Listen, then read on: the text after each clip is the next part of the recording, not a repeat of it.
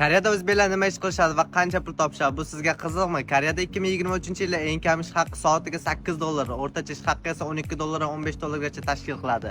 Bu degani o'zbeklar o'rtacha Koreyada oyiga $2000 $3000 topishadi. Siz ham Koreyaga ishchi viza bilan kelmoqchimisiz, lekin buni yo'l yo'rig'i juda ham qiyin. Ammo sizda boshqa imkoniyat bor, ya'ni 2 yillik kollejlar. 2 yillik kasbiy ta'limga yo'naltirilgan kollejlarga kelasiz, haftasiga darslar attiga 1 kun, qolgan vaqtlar bemalol ishlash imkoniyati mavjud. Bundan tashqari kontrakt super chegirmada attiga semestrga $400 tashkil etadi. Faqatgina sizdan talab qilingan narsa IELTS kamida 5,5 sertifikati yoki TOEIC kamida 3 sertifikati.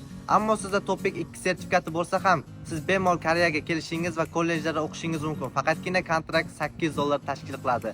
Eng muhimi, kollejlarda o'qiganingizdan keyin qo'lingizga olgan diplomingiz bilan Koreyada qolib, malakali E7 ishchi vizasi bilan 5 yil Koreyada qolib, o'z mutaxassisingiz bo'yicha ishlash imkoniyati ham mavjud.